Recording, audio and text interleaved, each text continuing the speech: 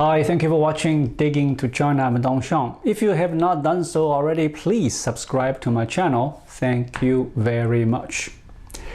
A Weibo posted by the Embassy of Iceland in Beijing has stirred some emotion and made many Chinese people claiming they are from Iceland as well. On Monday, May 9th, the Embassy of Iceland wrote on Weibo in Chinese. It said, "Now that entry restrictions for Iceland are lifted, more and more people are preparing to travel to Iceland for the summer. Travel agency staff have indicated that in some areas, hotels and car rentals have already become harder to find and that most regions are fully booked for the peak season." The General Manager of Iceland Hotels says that all hotels are fully booked across the country for July and August, and that the time that people staying for has become longer. It looks like the tourism industry is picking up again, and the people seem to be getting out of the gloom.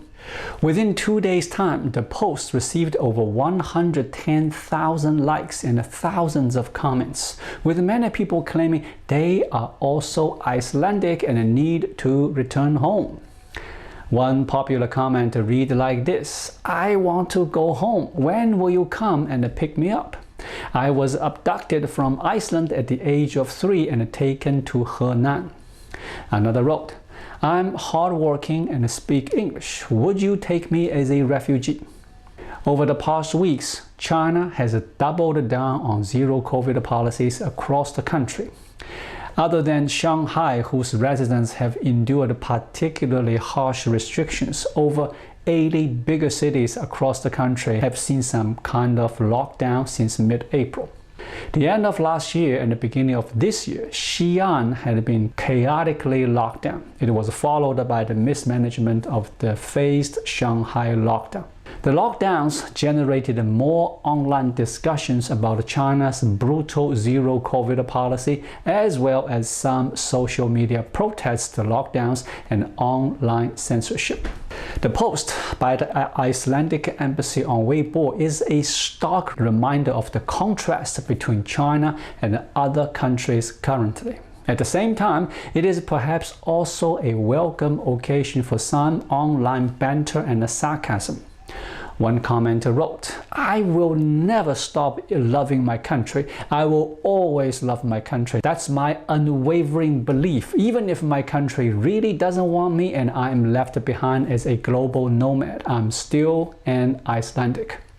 Others also joked about ongoing narratives regarding Western countries supposedly doing so bad, writing, "Please take me to this evil capitalist country. I wish to experience the hell of suffering."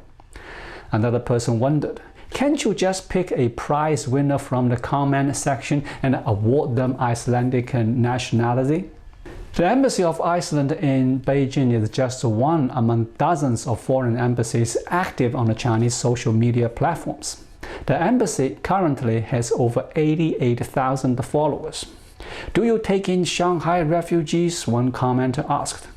Meanwhile, there are also Weibo users criticizing the thread full of jokes, saying Iceland has its own problems and calling the viral post an internet spectacle generated by students. Most of them are high school students or university undergraduates. They have not suffered from the so-called 996 overworking culture, nor have they really participated in the labor market or earned money, nor have children. But not everyone appreciates the criticism. "Can't you all see it's just a satire?" Another person replies, "There are more Icelandic people on the Chinese internet right now than there actually are in Iceland." As Shanghai is entering its 7th week of citywide COVID lockdowns, there have been over 62,000 confirmed cases of COVID, and more than 52,000 people have recovered. Everyone who tests positive for COVID in China currently needs to go to a centralized quarantine location to recover, even if they have no symptoms. COVID-19 patients are not allowed to isolate at home due to the risk of spreading the virus or developing severe illness. Patients who have been discharged from quarantine locations do not always receive a warm welcome upon returning to their community. They need to test negative for COVID twice in a row before being discharged, but then often face discrimination from neighbors or family members who fear they might still carry the virus. In online conversations, people who have tested positive for COVID are also referred to as little positive people, 小阳人. But because the Chinese word for positive yang has the same pronunciation as the word for sheep, yang, the meaning has come to shift, going from little positive people to little sheep people.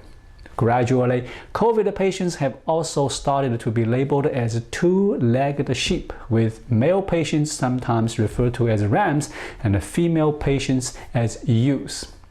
On social media, netizens also simply use the emoji for a sheep to refer to COVID-positive people. A recent WeChat article by the health and medical platform DXY.com describes the trend of referring to COVID patients as little sheep, stigmatizing and disrespectful, calling on people to stop labeling COVID patients like this. The article suggests it is harmful to discriminate against COVID patients, comparing the language that is being used to describe COVID patients to how people affected by leprosy have suffered stigma and discrimination throughout history. Weibo users are discussing the stigmatization of people with COVID, with many agreeing that the language used to talk about COVID patients needs to change. Popular science author Wang Jie, who is based in Shanghai, wrote that the misunderstanding and the panic about the virus are actually more frightening than COVID itself, and that the disdain for COVID patients is more harmful to them. The article was controversial and ended up being taken offline from WeChat, mainly because Wang Jie stressed that in the midst of China's zero COVID policy and the Shanghai outbreak, the cure against a wave of COVID infection seemed to be worse than the virus itself. In doing so, Wang also addressed that the way COVID patients are being treated is often based on fear and panic rather than science. All of the panic surrounding the virus has placed those who are positive or even recovered under scrutiny. China's low infection rates have also made persons who have tested positive for COVID an anomaly to many.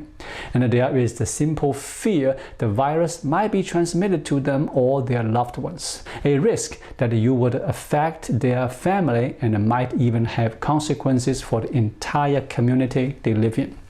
In early stages of a local outbreak, some of the people who were among the first to test positive were also referred to as spreaders.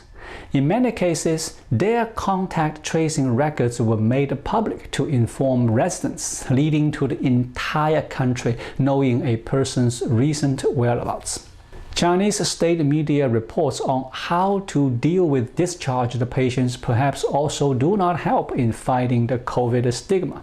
In April, Shanghai Daily reminded people that recovered COVID-19 patients won't infect others after returning home. But at the same time, it also suggested that recovered patients should live in a well-ventilated rooms alone and avoid close contact and meals with their family members, while also reducing contact with other residents in the community.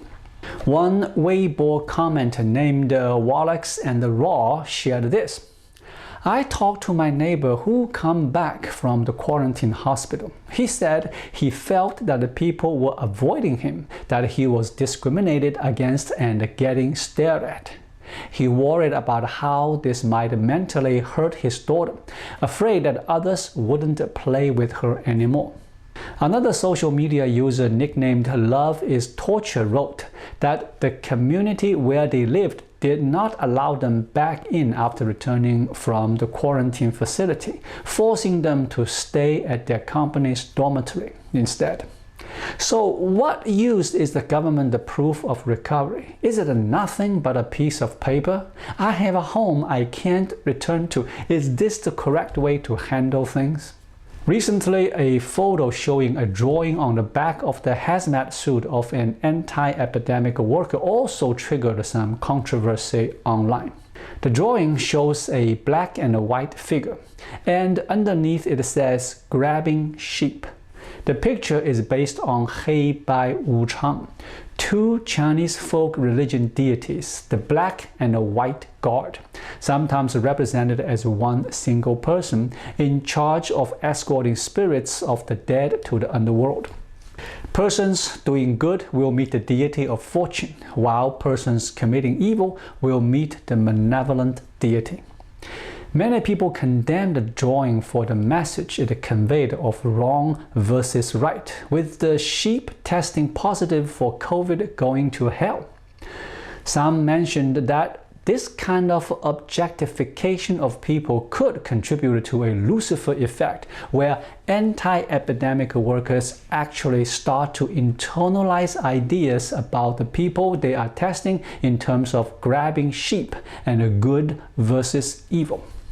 Language or not, sarcasm or protest, lockdown is pushing many Chinese people to breaking points. Thank you for watching. Please leave a comment and subscribe to my channel. Just click the subscribe button right here. I'll see you again shortly. Until then, be well.